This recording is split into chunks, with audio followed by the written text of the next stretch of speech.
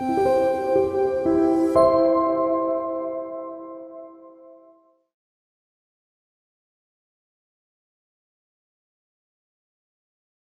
우리는 지금까지 창조주 하나님은 성부 하나님이시다 라는 제목으로 함께 말씀을 살펴보았습니다. 그러면 이번 시간은 신앙은 창조주 하나님을 신뢰하는 것이다 라는 제목으로 함께 하나님의 말씀을 상고하겠습니다. 자, 오늘 우리가 이 내용을 살펴보려고 하는 것은 참된 신앙에 대한 개념이 현재 우리 개신교 내에 존재하고 있지 않기 때문에 참된 신앙이라고 하는 전형이 과연 무엇이냐라는 것을 한번 짚어보는 것이 중요해서 지금 이 문제를 다루는 것입니다. 그래서 제가 긴 설명은 되도록이면 하지 아니하고 전체적인 그 윤곽 가운데서 참된 신앙이 무엇인지를 이렇게 제시하는, 또한 그러한 제시 가운데서 오늘날 우리 개신교가 진행하고 있는 신앙이 어떤 것인지를 다시 한번 살펴보고 그것을 비교해 보므로 우리가 앞으로 어떻게 가야 하는지를 마음속에 결정하는 시간을 갖겠습니다. 자, 1번 하나님이 계시고 여기 2번 인간이 있습니다. 근데 하나님은 창조주이십니다. 그래서 제가 창조주라고 반복적으로 강조하는 것은 이 신앙의 핵심은 이 창조주라는 개념 자체에 존재하기 때문에 그렇습니다. 그래서 창조주라는 개념을 제가 늘 부각시키고 있습니다. 자, 그러면 하나님은 창조주고 인간은 피조물인데 그러면 창조주 하나님은 어떤 분이신가? 자신만의 경륜과 뜻 아래 자신의 행위가 여타 그 어떤 것과 견주어지는 것을 절대 허용하지 않는 가운데 세상과 그 안에 있는 모든 것의 기원이 되시어 그들에게 근거와 궁극적 목적을 부여하며 존재할 수 있도록 창조하신 후 자신만의 의지와 능력으로 자신이 지으신 온 우주와 피조물에게 부요함을 공급하는 방식으로 통치하시는 분이다. 문장이 한 문장인데 매우 길죠. 하지만 지금 우리는 이 문장 자체에서 한 가지 사실을 느낄 수가 있어야 합니다. 그것은 무엇라 해도 모든 것은 하나님으로부터 시작되어서 하나님으로부터 끝난다는 것입니다. 여기에는 그 어떤 존재도 개입될 여지가 없고 처음부터 계획부터 또한 여기에 보면 하나님이 온 우주 만물 우리 인간들을 지으시고 그리고 나서 지은 것에서 끝난 것이 아니라 그 피조물들에게 그 부요함을 하나님 자체, 하나님 당신이 직접 공급해 준다는 거죠. 직접 공급해 준다. 자, 우리의 생각은 어떻습니까? 하나님이 우리를 지으셨기 때문에 나의 노력과 열심으로 열심히 일해서 열심히 돈을 벌어서 나는 먹고 살아야 된다. 이런 인식을 우리가 가지고 있습니다. 그런데 그것은 비성경적이에요. 하나님은 온 우주 만물, 우리에게로 말한다면 인간을 지으셔서 지은 것에서 끝난 것이 아니라 인간의 모든 필요를 하나님이 다 공급하신다는 것입니다. 그것도 배고프지 않을 정도로 공급하는 것이 아니라 부요할 수 있도록 그 부요함 자체를 하나님이 공급하신다는 거죠. 그러니까 하나님은 알파요 오메가라는 것입니다. 자, 이것이 매우 중요하죠. 바로 창조주 하나님은 이러한 개념입니다. 이 개념을 분명히 인식을 해야 되는데 그러다 보니까 창조주 하나님은 온 우주와 인류의 경영의 기준, 표준이 되시는 것이 마땅하다는 거죠. 왜? 모든 것은 하나님으로부터 시작해서 하나님으로부터 끝나니까. 그래서 피조물 우리 인간으로 비한다면 인간이 그 어떤 것도 필요를 느낄 수 없을 정도로 하나님 편에서 모든 것을 다 제공해 주신다는 거죠. 그러기에 하나님은 온 우주와 인류를 경영하는 데 있어서 하나님이 기준이 되어야 한다는 거죠. 맞죠? 자, 그렇게 될 때 우리 인간은 어떠한 존재인가? 우리 인간은 이병철이 개혁주의 조직신학에서 말했습니다. 피조물 인간은 영원하신 하나님을 사모하고 의존하며 살아가야 할 의존자이다. 그래서 이와 같이 표준 되시는 그 창조주 하나님을 사모하며 의존하며 살아가야 합니다. 그런데 인간에게는 하나의 부정적인 요인이 포함이 되어 있습니다. 이건 언제든지 발화가 될 수 있는 그러한 성질의 것이 인간에게 존재한다는 거죠. 그것은 무언가? 하나님이 온 우주와 인류를 창조하셨는데, 그래서 하나님이 표준이 되시고자 하지만 인간은 그 표준 되시는 하나님의 그 지시와 그 뜻에 따라서 꼭 굳이 살지 않아도 된다라고 하는, 살지 않아도 될 것이라고 하는 생각이 찾아 들어온다는 거죠. 그래서 그것이 들어오게 되면 하나님이 이미 만들어 놓은 이 온 우주와 피조물 자기 자신, 오늘 이렇게 호흡하고 살아있는 나 자신을 내가 그냥 사용하면 된다는 거죠. 사용하고 그 다음에 하나님이 여기서 표준이 되신다라고 하는 그 기준점이 되어야 한다라고 하는 그 사실을 유념하지 않고 그것도 무시해버리고, 무시하고 내가 내 주관성으로 내 의지대로 내가 이 세상을 살아가면 된다는 거죠. 바로 이와 같이 하나님이 온 우주와 인류에게 표준이 되시지만 인간은 그에 반해서 이러한 생각을 가질 수가 있는 거죠. 자, 이것을 염두에 두고 이런 것에 준해서 하나님께서는 피조물에게 윤리적 의의를 이렇게 당신 스스로가 표준이 됨으로 인하여 우리 인간들에게 윤리적 의의를 제시하는 것입니다. 그 윤리적 의의란 뭐냐? 공동관계가 제시하는 특별한 요청들을 옳게 대하는 것. 하나님이 표준이니까 그 표준이기에 그 표준에 대한 하나님이 표준이라는 그 사실을 알아듣고 그것을 마주하는 그 인간은 그 표준이, 기준이 제시하는 대로 따라와야 된다라고 하는 그 윤리적 의의를 여기서 제시한다는 것입니다. 아멘. 자, 이렇게 하나님이 이렇게 윤리적 의의를 제시합니다. 그러면 우리 인간은 윤리적 의의를 인식하게 되어 있습니다. 자, 여기서 다시 한번 정리합시다. 그렇다 해서 하나님이 표준이 되신다 그래서 그래 내가 윤리적 의의를 제시할게 하는 게 아니라, 이것을 조금 정리하면 온 우주 만물을 지으셨습니다. 지으셨는데 그 지으신 그 사실 자체에서 우리에게 윤리적 의의를 제시하고 있다는 것입니다.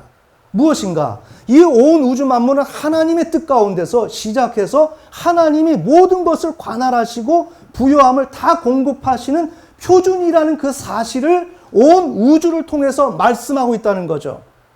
그렇게 말씀하고 있으니까 그 자체가 윤리적 의의를 제시한다는 거죠. 그러면 윤리적 의의를 제시를 할 때 우리 인간은 이런 부정적 요인을 극복하고 해야 되는데 그런 상태 속에서 이 윤리적 의의를 인식한다는 거죠. 매우 중요합니다. 네. 하나님은 온 우주 만물을 통해서 지금 윤리적 의의를 제시하고 우리는 인식한다. 그러기에 이런 의미에서 우리 인간들에게 의무가 있다라고 하는 것을 우리는 교회사에서 신앙 고백을 통해서 정리된 내용을 볼 수가 있습니다. 하이델베르크 교리 문답에 하나님은 인간에게 결정의 자유를 수여하셨다. 결정의 자유란 순종을 위해 요청되는 결정할 수 있는 자유를 뜻한다. 따라서 피조물 인간은 오직 순종을 위해 필히 요청되는 결정만을 할 수 있으며 자신을 창조하신 분을 긍정하면서 그분의 뜻의 성취만을 결정할 수 있다. 이와 같이 표준이 윤리적 의의를 제시하면 그 윤리적 의의를 인식하고서 인간은 어떻게 된다? 표준 되시는 그 창조주 하나님을 향해서 순종하도록 하는 그 결정권을 하나님이 인간에게 주셨는데 그 결정권을 활용해서 결정의 능력을 활용해서 하나님을 신뢰하고 나가야 된다. 이것이 인간의 근본적인 입장이라는 것입니다. 그러니까 이렇게 하나님을 향해서 순종해 나가는데 그러면 구체적으로 우리 인간이 어떻게 순종하는가? 시편 147편 4절에서 9절에 이르는 내용에서 이 사실을 분명히 볼 수가 있습니다.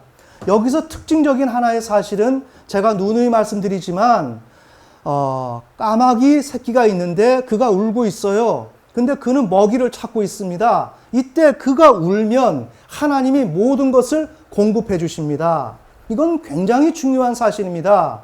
우는 까마귀 자신은 자기가 무엇을 먹고 싶은지도 몰라요. 그런데 그것은 누가 알고 있다? 하나님이. 왜? 하나님이 표준이니까. 그래서 그 하나님이 알고 계신데 까마귀는 자기가 배고 고파서 그냥 울 뿐입니다. 울면 하나님이 까마귀가 필요한 것을 모든 것을 조달해 주시는 것이죠. 자, 이와 같이 이것이 바로 피조물이 살아가는 삶의 방식이라는 거예요. 그런데 우리 인간은 까마귀보다 이성이 발달되어 있고 좀 더 고급한 존재이기 때문에 까마귀와 같은 그런 삶을 살지는 않아요. 하지만 그에 준한 삶을 살아간다는 것이죠. 그에 비추어서 우리의 인간을 바라본다면 인간은 주관의 개인적 세계에서 자신의 주관성을 극복해야 된다. 까마귀는 주관성이 없지만 아니면 모든 것이 주관성이죠. 하지만 우리 인간 자신은 첫째 해야 될 것은 나만의 세계 속에 있는 그 생각, 거기서 벗어나는 것을 노력해야 된다. 그 다음에 창조주 하나님에 대한 이해를 할 수 있어야 된다. 창조주 하나님이 어떤 분이신지를 이해를 할 수 있어야 되고 그것을 마친 후에 창조주 하나님을 향한 배타성, 반역성을 극복해야 된다. 하나님을 거부하고 싶고 하나님을 또한 배반하고 싶고 누르고 하나님의 자리를 내가 대신 차지하고 싶은 그런 마음들을 내가 극복해야 된다. 그렇게 하면서 창조주 하나님께 나 자신을 모든 것을 맡기고 살아가는 것. 이것은 바로 까마귀 새끼가, 우는 까마귀 새끼가 하나님 앞에서 까까하고 울 때에 하나님이 모든 것을 공급해주면 그것을 먹고 사는 것처럼 우리 인간들도 그렇게 살아가는 것이다. 아멘. 자, 이렇게 사는 것은 무엇인가? 윤리적 의의를 이행하는 것이다. 어떻게? 하나님이 표준이니까. 하나님이 표준이고 기준이기 때문에 인간은 그에 맞추어서 그분이 하라는 대로 따라가는 거죠. 그분은 모든 것을 우리에게 공급해 주시겠다고 하는 거예요.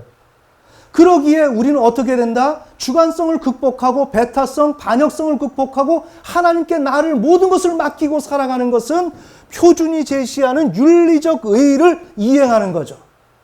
매우 중요합니다.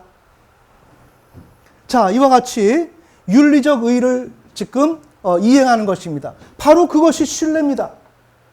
그런 의미에서 하나님을 믿고 나 자신을 맡기고 살아가는 것입니다. 그렇게 되면 그렇게 한 행위는 하나님이 온 우주와 인류를 경영함에 있어서 표준으로 역할하셔야 한다는 그 표준의 일치를 이룬 것이죠. 그러면 표준에 대한 일치를 이룬 것을 신학적으로 윤리적 칭의라 그럽니다. 매우 중요합니다. 자, 우리 개신교에서는 이 윤리적 칭의가 없어졌습니다. 이러한 의의가 없습니다. 오직 법정적 칭의만이 존재할 뿐입니다. 이것은 완벽한 거짓이고 그렇기 때문에 우리 개신교가 하나님 앞에서 그릇됐다는 것입니다. 아멘. 자, 그러면 하나님이 우리에게 옳다라고 윤리적 칭의를 부여하시면 어떠한 결과가 오는가? 창조주 하나님의 통치가 정상화가 됩니다. 왜? 표준이요 기준 되시는 그 창조주 하나님을 인정했기 때문에, 그분의 뜻대로 내가 따라가기로 했기 때문에, 그것이 신뢰이기 때문에 그렇게 된 순간 창조주 하나님은 실질적으로 우리 피조물 인간을 향해서 진정한 창조주 하나님이 될 수가 있다는 거죠. 자, 그 결과 하나님은 인간에게 축복을 해주십니다. 자, 그러면 여기서 또 한번 생각을 해봅시다. 인간은 어떠한 마음을 가질 수 있는 부정적 요인이 있다고요? 창조물을 내가 소유하고 하나님을 제쳐놓고 그렇게 살아가려고 살 수도 있을 것이다라고 생각할 수 있는 것이 인간이라 그랬죠. 그런데 그것을 극복하고 하나님을 신뢰를 했습니다. 그것을 극복하고 하나님을 신뢰를 하면 하나님이 우리 인간이 노력해서 얻어야 하는 것보다 더 온전하고 인간에게 가장 적절한 것으로 제공해 주시는데 그것이 바로 축복이다. 자, 그래서 시편 115편 13절 대소 물어나고 여호와를 경외하는 자에게 복을 주시리로다. 크든 작든 누가 됐든 까마귀가 됐든 사람이 됐든 하나님을 신뢰하는 자, 경외하는 자에게 이 복을 주신다. 그러면 복이 뭐냐? 히브리어 베레크. 인간의 삶을 효과적이고 풍성하게 할 수 있는 생산, 성공, 번영, 장수 등의 능력을 전달하는 것이다. 그러니까 인간은 하나님을 신뢰를 할 때 우리 인간이 삶을 효과적이고 풍성하게 살아야 되는데 그것을 살 수 있도록 하는 그 가장 결정적인 키워드, 그 능력을 우리 인간들에게 하나님이 부여하신다는 거죠. 그러면 인간은 그것을 통해서 인간을 살아가는 것입니다. 자, 이게 우리 인간이 살아가야 할 길이고 이것이 신앙의 정의입니다. 이것이 신앙입니다.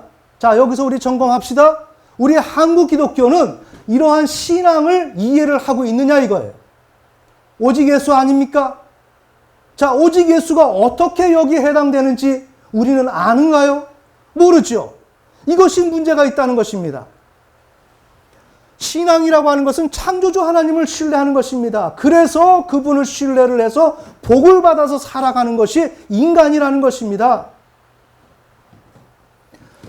바로 이런 이유 때문에 하나님께서는 창세기 2장 16절에서 17절 사이에 아담과 하와에게 선악을 알게 하는 나무의 실과를 먹지 말라, 그것을 먹는 날에는 정령 죽으리라 라고 말씀하셨는데, 그것은 아담과 하와가 선악을 알게 하는 나무의 실과를 먹지 말라고 하는 그 행위를 요구하는 것이 아니라 하나님에 대한 이 주권, 하나님이 표준 되신다는 그 사실을 인식하고 그 하나님이 제시하는 윤리적 의에 바로 이행할 수 있겠느냐라는 사실을 하나님께서 질문을 던진 거죠.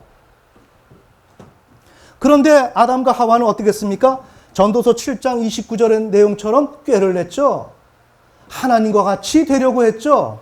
그래서 하나님을 불신했습니다. 불신해서 저주가 도래합니다. 자, 저주가 도래하면 고통이 이어지죠. 고통이 이어지면 다시금 하나님이 생각나죠.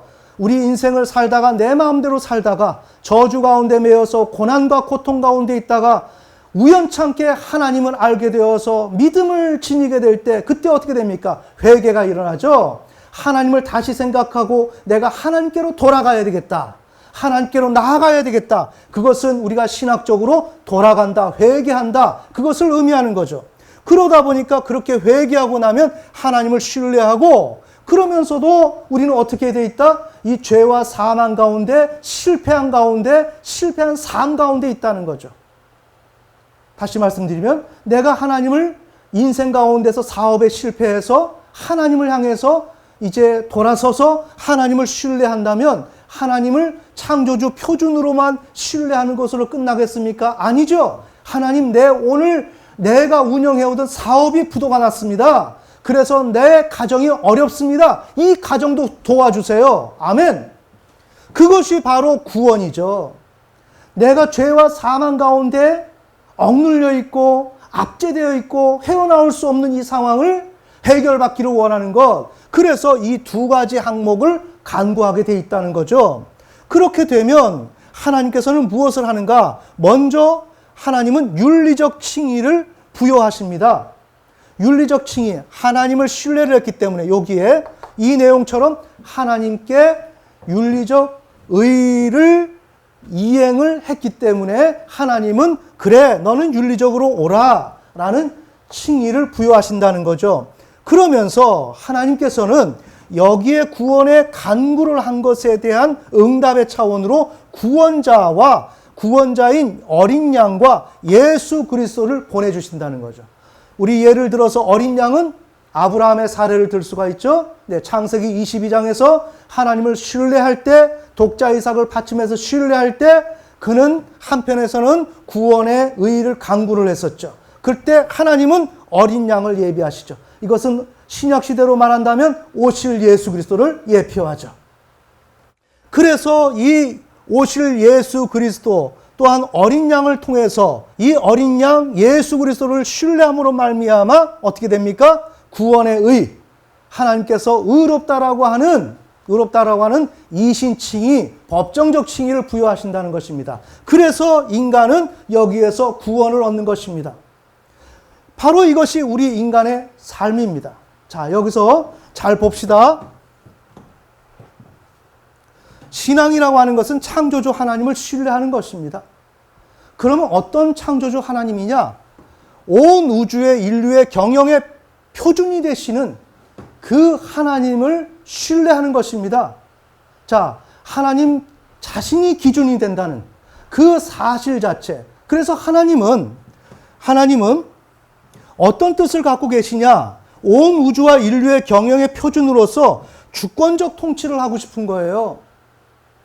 하나님이 표준이 되시니까 바로 그 순간에 여기서 말하는 하나님의 주권이 발현이 되는 거죠. 결정권이 하나님에게 있게 된다는 거죠. 하나님이 기준이 되니까 결정권이 하나님에게 있게 된다는 거죠. 그러니까 하나님은 어떻게 됩니까? 온 우주와 인류의 경영의 표준으로서 주권적인 통치를 하고 싶어 하는 것이 하나님의 뜻이라는 것입니다. 이것이 매우 중요하다는 거죠. 우리 신앙에서 가장 중심으로 다루어야 할 내용이 바로 이 내용입니다. 그러니까 하나님은 이 사실을 요청하는 거예요. 그래서 하나님께서는 유다가 하나님의 심판을 받을 때 누누이 하나님은 창조주라고 하는 사실을 매우 강조하십니다. 자, 우리 참고로 이사야 40장 28절 보시겠습니다. 이사야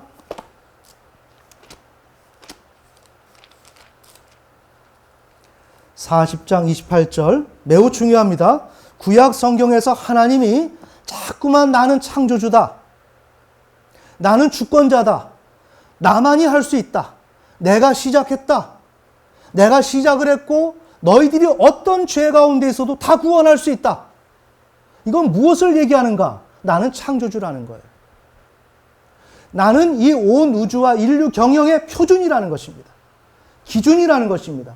그러기에 너희가 이러한 사실을 알고 그런 나를 신뢰해라. 이게 지금 성경이 얘기하는 것이라는 것입니다.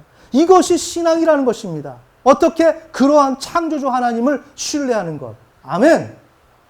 그래서 28절을 보면 너는 알지 못하였느냐? 너는 듣지 못하였느냐? 영존하시는 하나님 주 곧 땅끝의 창조자는 기진하지 아니하시고 피곤하지 아니하시며 그분의 명철은 찾을 길이 없도다. 하나님은 퍼펙트하다는 것입니다.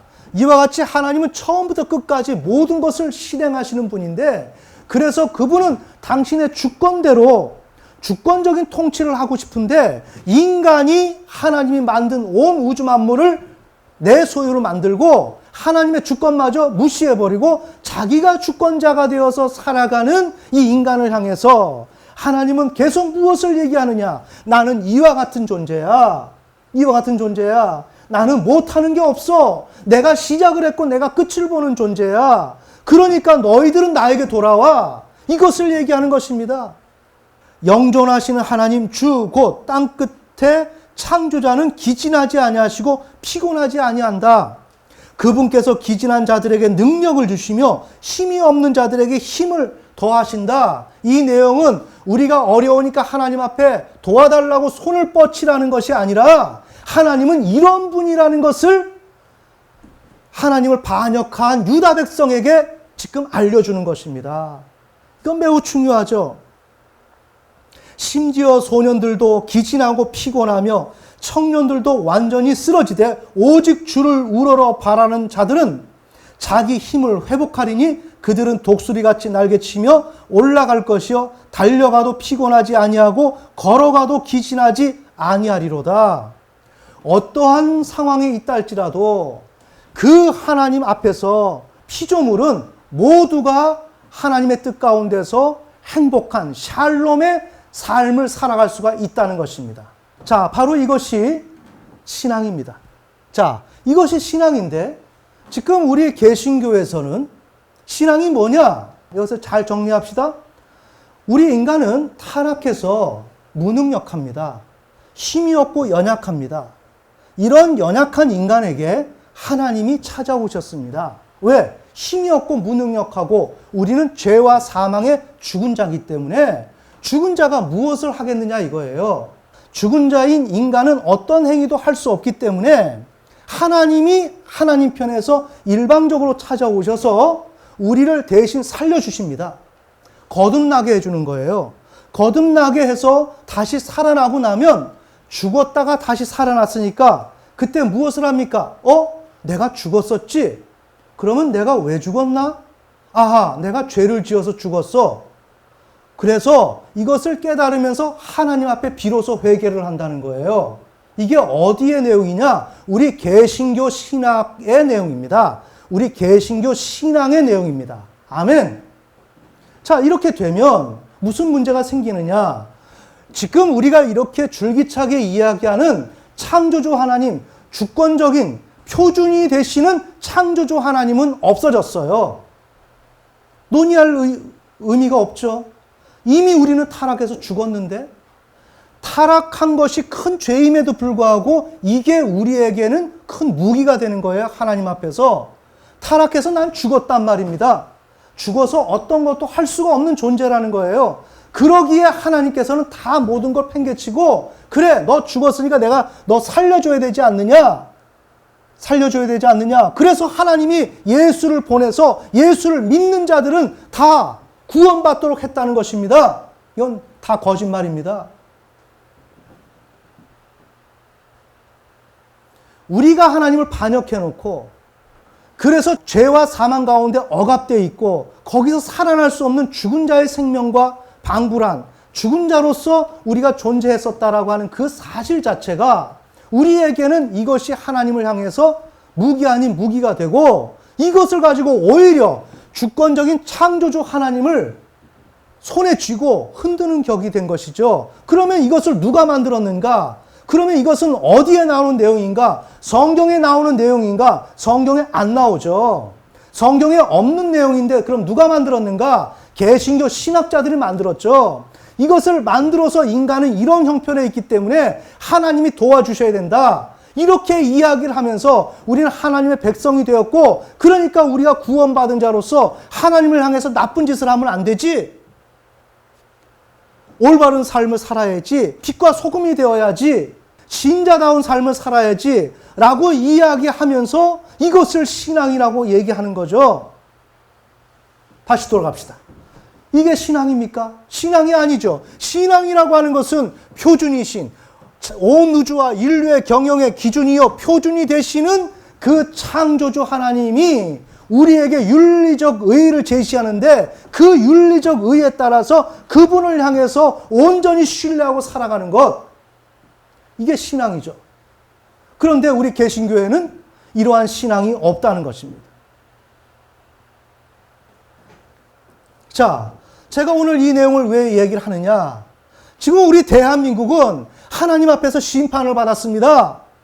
심판을 받아서 지금 우리는 죽음 가운데 처해져 있습니다. 앞으로 더욱더 어려워질 수가 있습니다. 자, 이런 시점에 우리 개신교에서는 지금 오늘 이 상황을 해석하는 사람이 없습니다. 오늘 이 상황은 주사파 정권이 들어서서 지금 우리 자유민주주의를 추구하는 이러한 보수 세력을 억압하고 못 살게 군다는 거예요. 이것을 바라보는 것은 오늘 이 대한민국 현재의 보수와 대한민국 그 한국교회가 동시에 같은 관점을 가지고 바라본다는 것입니다. 이것은 잘못된 것입니다. 오늘 우리가 주사파 정권에 의해서 압제를 당하고 탄압을 받는 것은 그들 때문이 아니라 우리 대한민국 교회가 하나님을 향해서 신뢰를 하지 않았기 때문에 하나님이 심판을 하신 것입니다. 그러나 이 사실을 전하는 자가 없어요. 그런데 이 사실을 전해도 아무런 소용이 없어요. 왜? 신앙은 예수를 믿는다고 하니까. 신앙은 예수 그리스도를 믿는다라고 얘기하니까. 그러면 그것이 어디에서 나온 내용이냐? 성경에 있냐? 없어요.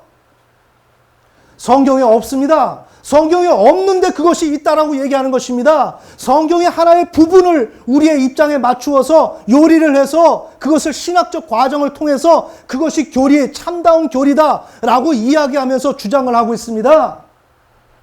그런데 제가 말씀드리는 건 뭐다? 신앙은 예수를 믿는 게 아니다. 신앙은 왜 믿는다? 예수를 믿는다면 구원자를 신뢰한다. 여기에 들어가는 거예요.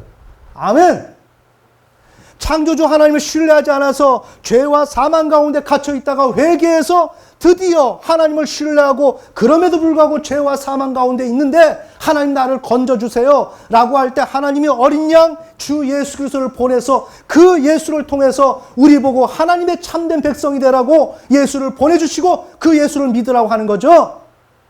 그 예수는 모세와 같은 예수고 광야 이스라엘 백성들이 가나안 땅으로 들어가기 위해서 하나님의 말씀을 대언해 주시는 그러한 선지자인 모세와 같은 예수라는 것입니다.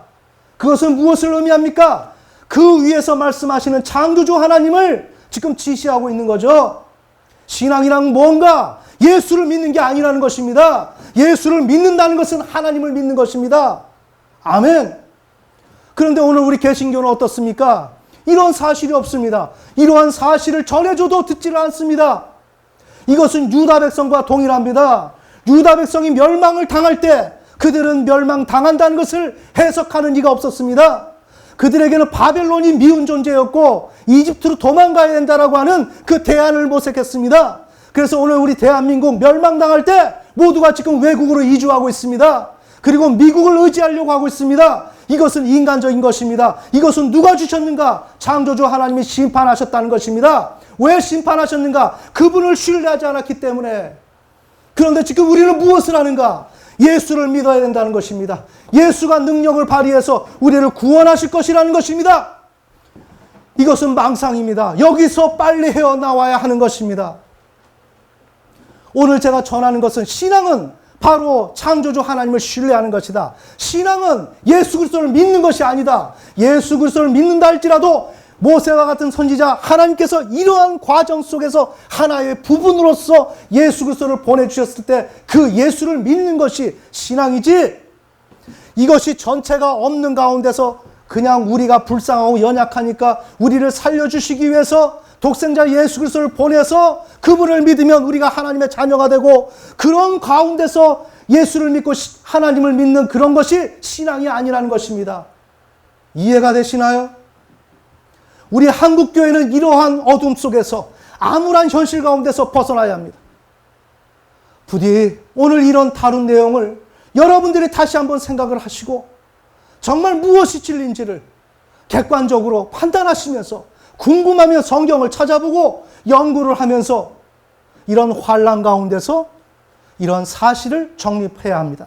우리는 환난에서 해야 될 일은 이 환난에서 벗어나고 도망가고 문제가 해결되는 것이 아니라 이것은 하나님이 심판을 통해서 주어진 것이기 때문에 여기에서 인간이 해야 될 일은 신학적 반성이라는 것입니다. 내가 무엇을 잘못했길래 하나님이 나에게 이렇게 심판하시는가? 우리 한국교회에게, 대한민국에게 왜 이렇게 심판하시는가? 이것을 깨닫는 것이 심판 가운데 있는 백성이 해야 할 일입니다. 아멘. 다 같이 기도드리겠습니다.